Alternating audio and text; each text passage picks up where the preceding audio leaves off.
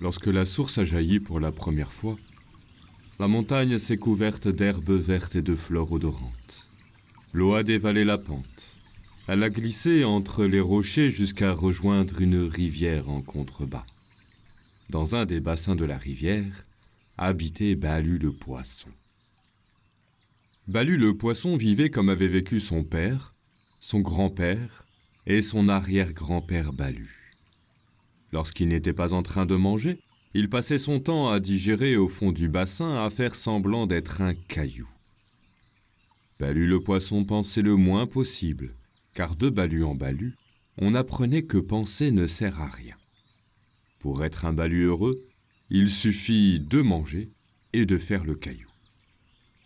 Ce jour-là, un pélican survolait la rivière. Sous son grand bec, sa grande poche était aussi vide que son estomac. Il s'est posé près du bassin, et là il a vu Balue le poisson en train de faire le caillou.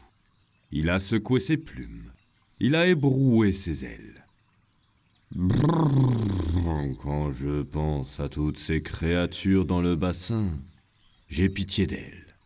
Quel courage elles ont de rester ici avec ce danger qui les guette. En un instant, la sagesse des Balues a quitté Balue le poisson. Les écailles ébouriffées, il s'est précipité sur le bord du bassin. « Mais que dites-vous là ? De quel danger parlez-vous ? Il faut sauver mes petits, vite !»« Oh, bonjour, monsieur le poisson, je vois que vous avez mordu à la... Pardon, je ne vous avais pas vu, navré. Eh bien, il se trouve qu'une terrible sécheresse s'abat sur la région. Il n'y a plus d'eau nulle part. Bientôt, la rivière sera asséchée. À son tour, votre petit bassin se videra. » Balue le poisson voyait déjà ses petits, mourant, le ventre à l'air. Entre les rochers, il tournait en rond. Mais que faire ? Mais que faire ? L'estomac du pélican frétillait d'impatience. « Eh bien, il se trouve que je connais un bassin alimenté par une source qui, de mémoire de pélican, ne s'est jamais tarie. Je pourrais vous y emmener, vous et votre famille, si vous acceptez mon aide, bien entendu. » Balue le poisson écoutait la bouche ouverte. Le pélican lui proposa de l'emmener une première fois pour voir si le bassin lui convenait, et il reviendrait ensuite chercher sa famille. Balue hocha de la tête. Le pélican ouvrit le bec et Balue sauta dedans la tête la première. Il faisait tout noir, Balue s'est mis en position de caillou, toujours efficace dans les situations exceptionnelles. Et le pélican a pris son envol. Il a survolé la rivière jusqu'à la source. Autour de la montagne, il a tourné par 3 fois avant de redescendre le long de la rivière et de se poser près d'un bassin en contrebas. Il a ouvert le bec et Balue a sauté dans l'eau fraîche. Cette eau claire, ces rochers, cette vase verte, c'est exactement ce qu'il nous faut. Nous n'avons plus qu'à aller chercher ma famille.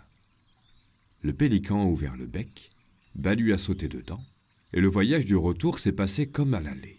Une fois dans son bassin, Balue le poisson est parti ameuter les siens. Mais les petits, qui ne connaissaient que l'enseignement des Balues, eurent beaucoup de mal à se rassembler. Maman Balue s'inquiétait. « Mais, papa Balue, que signifie tout ce remue-plancton ?»« Eh bien, un terrible danger nous menace. Le bassin va être asséché. Mais heureusement, votre papa a trouvé un ami, un pélican bienveillant qui va tous nous emmener dans un endroit qui jamais ne s'asséchera. J'y vais le premier, et vous me rejoindrez ensuite. » Le pélican a ouvert le bec.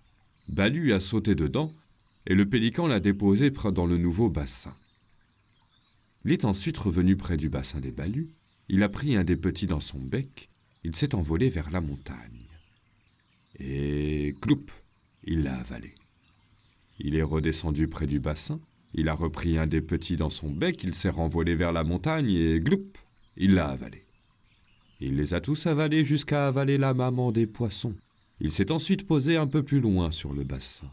Il y avait là quelques crabes qui jouaient aux osselets. Il a secoué ses plumes.